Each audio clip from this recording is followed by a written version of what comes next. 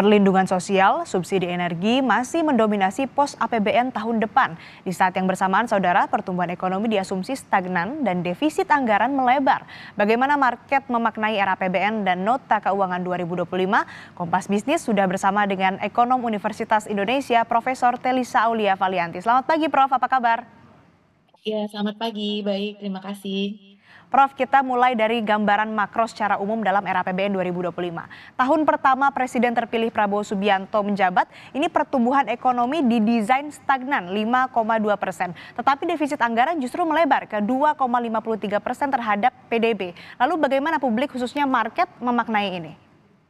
Iya, sebenarnya kalau dikatakan stagnan banget juga tidak ya, karena kan begini, 2024 itu diproyeksikan ekonomi kita 5,1.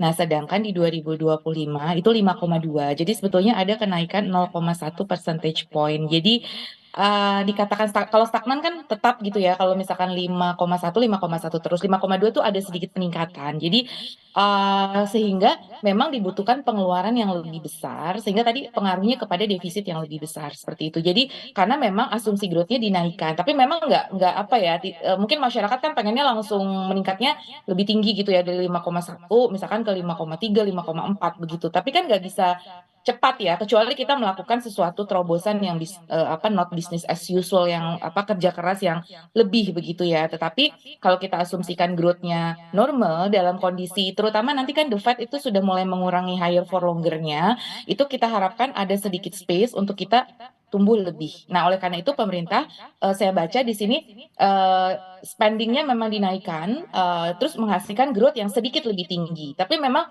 mungkin gini, dengan kenaikan berapa, itu sebetulnya harapannya mungkin bisa jangan 5,2 dong, 5,3 gitu misalkan ya, lebih progresif lagi. Itu kan mungkin yang diharapkan. Nah, sebetulnya itu bisa saja, tetapi tadi perlu usaha yang not business as usual, seperti itu. Kalau pandangan kami ya, dari analisis yang kami lakukan.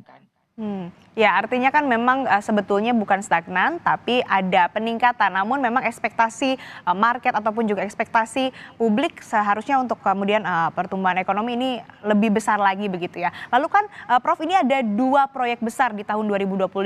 Pertama makan gizi gratis dan juga kelanjutan IKN. Tapi kenapa subsidi energi justru membengkak dari 334,8 triliun ini menjadi 394,3 triliun rupiah? Apa urgensi menaikkan subsidi energi ini?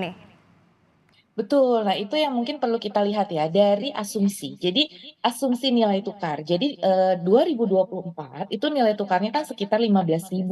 Sedangkan di 2025 kemarin diumumkan asumsi pemerintah itu adalah 16.100.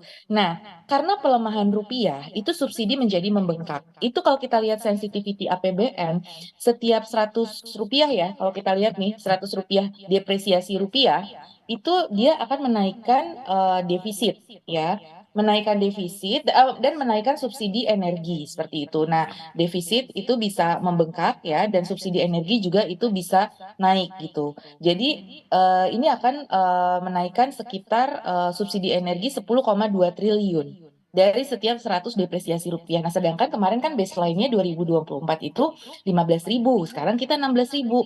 Nah, 16.100 ya tepatnya, itu berarti kan ada depresiasi. Kalau depresiasi itu, pasti, subsidi energi membengkak. Nah, cuma masyarakat kan bingung begini, dikatakan subsidi itu akan lebih tepat sasaran gitu kan. Nah, seharusnya ada pengurangan juga dari sisi kuantiti. Jadi dari sisi kuantiti, kuota subsidinya itu seharusnya dikurangi. Nah, kalau akibat dia naik karena harga, nah kan subsidi jadi membengkak juga gitu kan. Nah, di dalam komponen subsidi kan ada macam-macam tuh. Ada subsidi BBM, LPG, terus kemudian mungkin terkait dengan, listrik juga gitu kan. Jadi memang komponennya, cukup banyak di sini ya, dari subsidi energi ini. Jadi bukan hanya untuk BBM, tetapi juga di situ ada untuk LPG dan juga untuk, listrik gitu ya. Nah itu jadi memang itu akibat depresiasi rupiah, karena komponen impor kita di energi kan tinggi ya. Jadi once depresiasi rupiah terjadi, nah itu akan membengkakkan. Nah tapi kan mungkin ya itu tadi, narasi bahwa katanya subsidi ini akan diturunkan untuk yang lebih produktif gitu kan, dan kemudian subsidi ini akan lebih tepat sasaran. Nah, seharusnya ada cerminan dari penurunan kuantiti. Jadi memang Ya. perlu kita lihat lagi sih, harus kita bedah lagi ya, dikaji lebih lanjut, seberapa pembengkakan itu akibat dari kenaikan harga, tapi juga ada nggak penurunan dari sisi kuantitinya? Karena yang kita lihat kan nilai total ya, bahwa subsidi itu membengkak itu in total karena ada depresiasi rupiah dan mungkin juga sedikit kenaikan dari harga minyak karena menyikapi geopolitik di Timur Tengah yang cukup dinamis ya. Nah, itu yang harus kita antisipasi. Sepertinya sih pemerintah anticipating itu ya, dua hal geopolitik Timur Tengah dan juga depresiasi rupiah. Makanya jadi membengkak. Tapi harusnya itu sebetulnya terlihat bahwa itu lebih tepat sasarannya itu bagaimana supaya bisa dialihkan ke produktif begitu ya. Kayaknya jalan tengahnya tuh seperti itu sih kalau analisis kami, Mbak. Ya, ini kan karena energi yang dikonsumsi masyarakat juga masih dari impor dan belinya pakai dolar, begitu ya, Prof? Betul, dan konsumsi energi masyarakat juga mengalami peningkatan, masalahnya dari waktu ke waktu gitu. Jadi masyarakat juga kan kegiatan transportasinya juga meningkat, mobilitasnya meningkat. Jadi energinya juga meningkat di situ ya. Nah, sedangkan lifting kita tadi ditampilkan lifting, lifting kita juga nggak terlalu tinggi gitu kan. Jadi ya tidak menutup kebutuhan akan energi itu sendiri gitu ya. Jadi disitulah juga yang membengkakkan dari sisi subsidi energi juga gitu. Jadi karena konsumsinya juga meningkat. Tapi tadi konsumsi itu harus ditekan dalam arti bahwa hanya kepada yang berhak terhadap subsidi itu gitu kan. Makanya nanti akan menggunakan aplikasi lebih banyak dan seterusnya nanti di lapangan gitu. Itu juga yang kita harapkan subsidi itu betul-betul tepat sasaran dan nanti bisa kita alihkan terutama untuk ke energi terbarukan ya. Kita kan katanya mau shifting ke ekonomi hijau. Nah, seharusnya subsidi energi ini bukan hanya untuk fossil fuel ya, tetapi juga untuk pengembangan EBT ya. Bagaimana pengembangan biodiesel, bagaimana mengembangkan solar panel, bagaimana mengembangkan hidrogen dan EV. Jadi itu harus sesuai gitu narasi itu bahwa kita akan lebih ke ekonomi hijau gitu. Makanya mungkin penjelasan lebih detail karena kan Bu Menteri tadi menyampaikan ini kita masih pos-pos besar. Jadi Hmm. kita belum lihat lagi nih secara lebih detail lagi gitu. Nah, karena memberikan ruang kepada pemerintah baru untuk mendefinisikan apa sih yang disubsidi energi membengkak itu, apa komponen-komponennya dan bisa menjelaskan kenapa ini naik, kenapa ini turun gitu. Jadi kita belum bisa menilai secara utuh ya, karena belum melihat secara komposisi detailnya seperti itu. Ya, secara komposisi spesifik ini kan memang belum bisa kita lihat ditentukan karena masih baru pos-pos secara besar begitu ya. Nah, kita juga akan Betul. bahas Prof soal pembiayaan utang tahun depan. Nah, ini menarik juga tapi kita akan bahas saat lagi usai jeda. Tetap di Kompas Bisnis.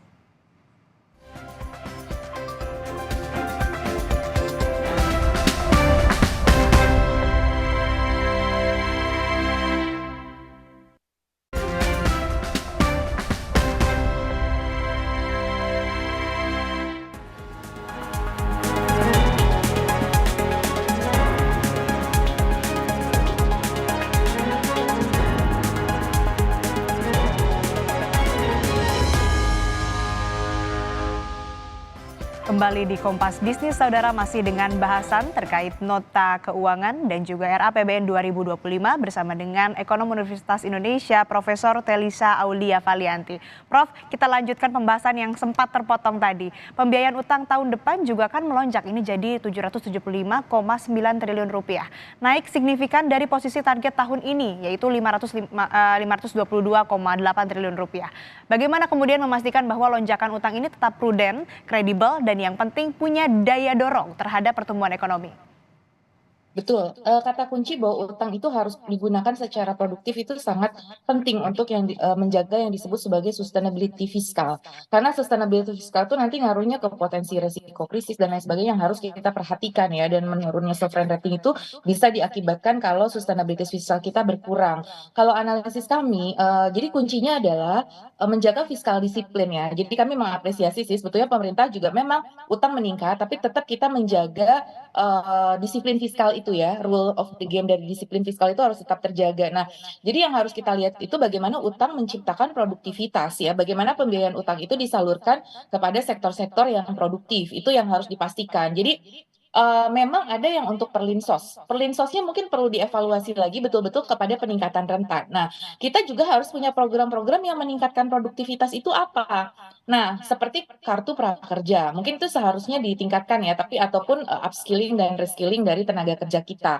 Jadi tenaga kerja itu harus penting karena menciptakan lapangan kerja juga. Jadi bagaimana mematchkan antara dunia usaha sekarang butuhnya apa dengan lapangan kerjanya. Nah, itu ada nggak program-program APBN untuk ke arah sana Nah, jadi bukan hanya Hmm. perlinsos. Di sini kan yang ditonjolkan lebih ke tadi ya perlindungan sosial. Nah, Hmm. makan bergizi gratis atau MBG itu sebetulnya diarahkan untuk meningkatkan produktivitas anak-anak sekolah ya. Jadi supaya mereka pendidikan baik dan sehingga masa depannya lebih baik. Nah, tapi perlu juga dong program-program untuk meningkatkan upskilling dan reskilling ini. Jadi keterampilan tenaga kerja itu dibutuhkan dan bagaimana meningkatnya Hmm. ketersediaan lapangan kerja itu. Supaya Hmm. tadi cicilan utangnya nanti bisa kita bayar gitu. Karena kan suatu saat utang ini harus Hmm. kita bayar kan dalam bentuk Hmm. peningkatan pajak di masa yang akan datang atau peningkatan dari pertumbuhan ekonomi sehingga pendapatan negara nanti bisa Baik. meningkat untuk menutup pajak tersebut. Juga bisa meningkatkan ekspor karena ekspor menghasilkan devisa untuk bayar utang luar negeri itu pakai dolar. Nah, kita harus menghasilkan kegiatan-kegiatan yang bisa mendorong produktivitas Baik. ekspor terutama dan kemudian Baik, bisa Prof. menghasilkan dolar tadi gitu untuk membayar utang-utang Hmm. tadi. Prinsipnya sederhana seperti mengelola ekonomi rumah tangga misalkan ya Hmm. seperti itu. Jadi ya kita Baik. harus produktif utangnya. Kalau utangnya lebih banyak komposisinya untuk yang konsumtif ya Hmm. dikhawatirkan nanti mengganggu tadi fiscal sustainability gitu. Jadi itu Hmm. yang harus kita jaga sih. Dan Hmm. komunikasi juga ke investor bahwa Hmm. ya walau bagaimanapun kan Indonesia saving investment gap masih negatif ya, butuh capital Hmm. inflow. Nah, bagaimana investor yakin bahwa kita tetap mengelola fiskal kita dengan prudent? Karena selama ini Indonesia tuh Baik. dikenal cukup disiplin dalam membayar utang di Oke. mata investor. Kita kan sering berdiskusi juga ya. Jadi yang mereka inginkan di dalam pemerintahan yang akan datang, konsistensi untuk menjaga cicilan kepada investor tepat waktu atau cicilan kepada pemegang obligasi negara kita itu tepat waktu, itu yang sangat diharapkan seperti itu. Baik, intinya kan utang ini harus mendapatkan produktivitas juga. Dan ya, tadi yang penting ini harus menjaga disiplin fiskal begitu ya, Prof. Nah, dengan target pertumbuhan ekonomi 5,2%, apakah Anda melihat grand design yang mendukung dunia usaha, Prof? Karena kan di satu sisi target pajak juga naik. Betul, ya grand design itu harus ada ya. Jadi, kerangka ataupun framework yang terintegrasi. Jadi tidak sendiri-sendiri ya, antar kementerian lembaga dengan ego sektoralnya.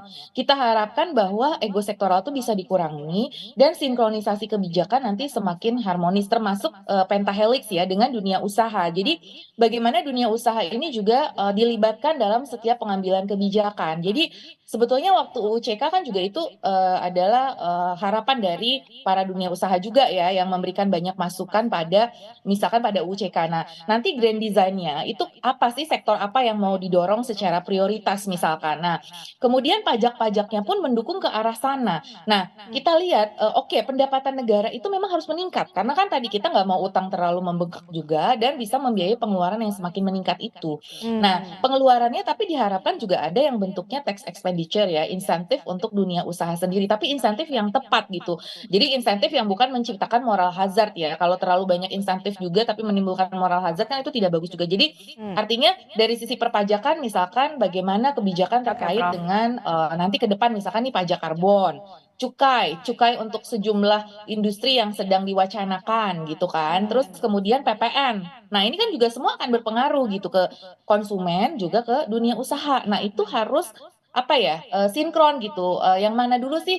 Nah kalau bisa yang kita potong-potong itu ya adalah atau yang kita pajaki terlebih dahulu tuh sektor yang banyak lemaknya ya, istilahnya Hmm. gitu, istilah sederhana. Yang lemaknya itu artinya mereka yang, cukup ruangnya masih Baik. luas, kemudian tax avoidance atau tax evasion-nya masih tinggi. Nah itu yang kita dorong misalkan dari sisi perpajakan gitu. Jadi Baik, Prof. jangan yang kemudian sektor-sektor yang terkait dengan rakyat banyak, yang kemudian itu bisa mengurangi daya beli, terutama misalkan masyarakat kelas menengah. Jadi kita juga ya ingin ada review lah. Oke, Hmm. PPN itu memang in the long run harus ditingkatkan terus karena kita masih di bawah Oke. rata-rata ASEAN, tapi kondisinya tepat tidak Baik, dalam Prof. kondisi misalkan sekarang daya beli masyarakat sedang melemah begitu. Itu Hmm. kan nanti akan fire back ke dunia usaha juga. Kalau daya Betul. beli masyarakat melemah, demand terhadap usaha kan turun. Sejumlah penjualan mobil turun, kita udah dengar penjualan semen juga cukup stagnan gitu kan. Nah itu, Hmm. dunia usaha akan terpengaruh juga gitu, Iya, oke.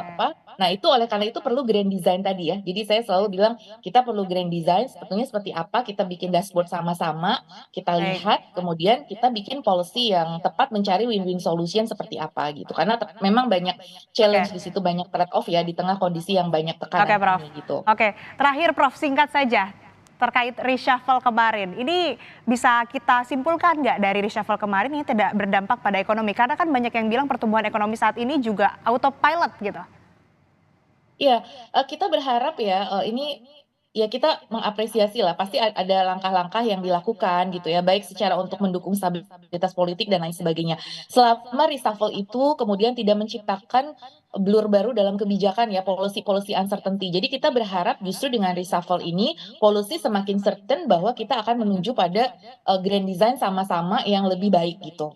Stabilitas politik, menciptakan kepastian dunia usaha yang lebih baik, menciptakan iklim berusaha yang lebih baik, dan bisa menciptakan tadi bagaimana masyarakat itu sejahtera ya, semakin sejahtera. Nah, jadi harapannya sih 2 bulan ini jangan dulu ada policy-policy yang sangat strategik yang kemudian itu menimbulkan kontraproduktif untuk masyarakat gitu. Jadi Hmm. saya tidak, karena saya lebih ke ekonominya ya, tidak membahas aspek politiknya. Jadi lebih kepada bahwa harapannya menteri-menteri yang baru ini bisa memberikan nuansa baru dalam 2 bulan, tapi ya tadi lebih menjalankan PR-PR yang belum terselesaikan. Itu saja sih. Hmm. Jadi jangan dulu membuat kebijakan strategik yang nanti itu akan mengubah grand design yang itu kemudian nanti akan menjadi blur ya kepada policy ke depan. Jadi supaya ada smoothing kepada transisi kepada pemerintahan yang akan datang. Jadi harapannya kebijakan-kebijakannya PR-PR yang penting untuk kita mendukung pertumbuhan dan kesejahteraan masyarakat itu dulu yang diselesaikan oleh menteri-menteri baru seperti itu.